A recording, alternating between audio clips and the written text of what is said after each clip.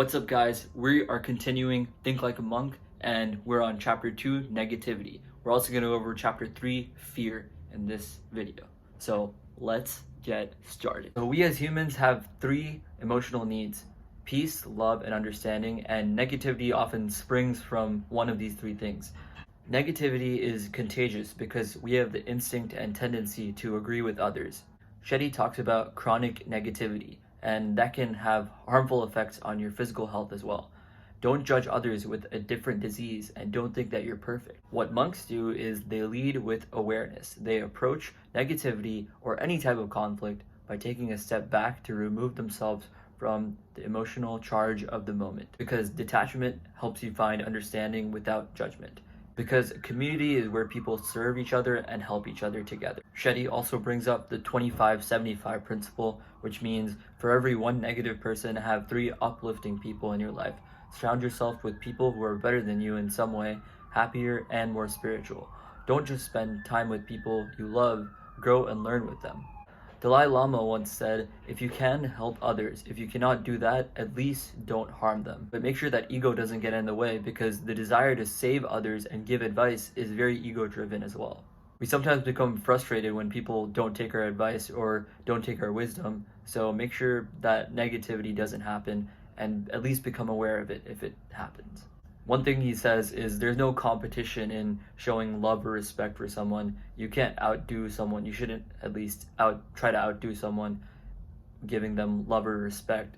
That should be just there. It's not something that you compete for. Competition breeds envy, and we find ourselves judging others, and we should take note of that and become aware of those negative thoughts. When we do this, when we compare ourselves to other people, it's our mind tricking us and telling us that we're making progress in our getting rid of negative values and negativity in our lives, but we're actually making no progress when we're using ego-driven motives.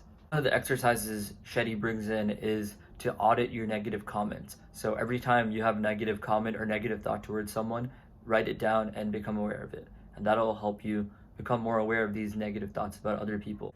And a lot of times we think freedom is pursuing our desires, but real freedom is letting go of things that are not wanted.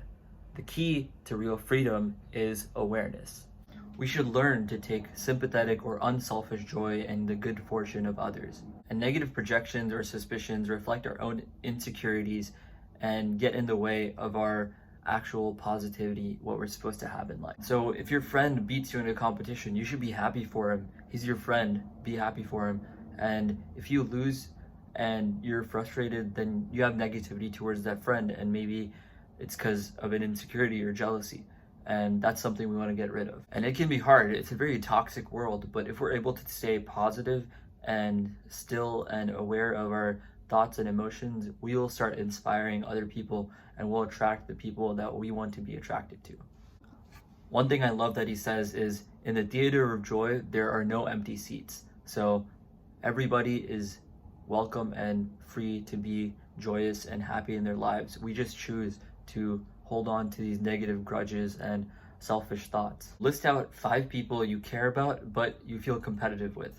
Now also try to find positive things that they would gain out of winning or whatever, succeeding at this competition that you have with them, and feel happy for them. The envy is robbing you of your joy. So if you focus on the positive and avoid the negative, then you'll be more content with the results. The last thing Shetty talks about in this chapter is forgiveness. In transformational forgiveness, we find strength and calmness to forgive without expecting an apology or anything else in return. Forgiveness is good for everyone. Giving and receiving forgiveness both have health benefits.